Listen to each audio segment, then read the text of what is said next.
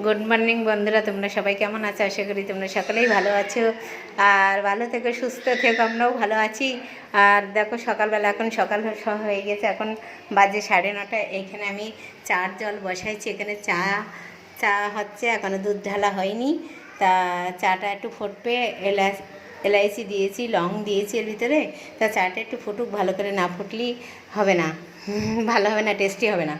তার কারণ আর এখানে নাস্তা আজকে সকালবেলা দেখো ওই কারি পাতা এখানে আছে, কারি কারি পাতা আছে, আর এই যে দেখতে পাচ্ছ শুকনো লঙ্কা দিয়ে দিয়েছি, আর এর ভিতরে মরিচও দিয়ে দিয়েছি।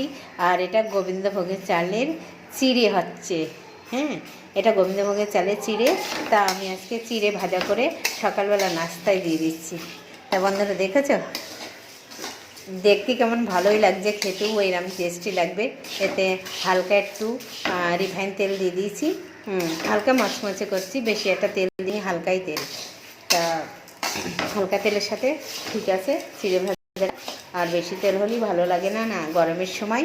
তা দেখো বন্ধুরা চিড়ে ভাজাটা কেমন লাগছে, তা তোমরা সবাই এসে খেয়ে যাও, তোমাদের জন্য রেখে দিচ্ছি। আর আজকে আমরা এসব খেয়েটেই, আর সকালবেলা হয়ে গেছে, ভাত হয়ে গেছে, আর কালকে সবজি বেঁচে আছে, আর একটা সবজিও বানানো হয়েছে।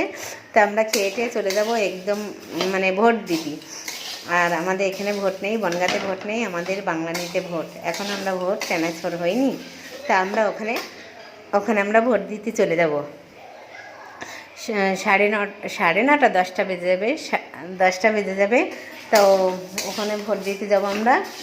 তা বন্ধুরা তোমরা আমার সাথেই থেকো।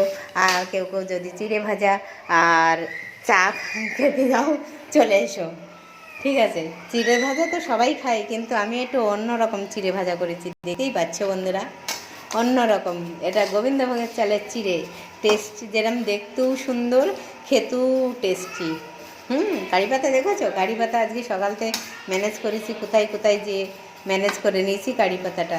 তা কারি পাতাটা কাঁচাই দিয়ে দিয়েছি এর ভিতরে। তো ও কারি পাতা তো মচমচে হয়ে গেছে, দেখাই যাচ্ছে, এই দেখো ভেঙে চুরে পড়ছে, একদম মচমচে হয়ে গেছে কারি পাতা। এই দেখো, এই দেখো, দেখেছো কারি পাতা একদম মচমচে হয়ে গেছে। তা চিড়ে ভাজাটা আমি এখন ঢালবো। দেখা যাচ্ছে হয়েই গেছে চিড়ে ভাজাটা, গরম, হ্যাঁ হয়ে গেছে। তো আমি চিড়ে ভাজাটা এখন ঢেলে নিচ্ছি এখানে। এখন সাথে নাস্তা চিড়ে ভাজা হবে আজকে, ছেলেরা বললো যে চিড়ে ভাজা খাবে, হ্যাঁ। তা এই যে আমি চিড়ে ভাজাটা থালি ঢেলে নিলাম,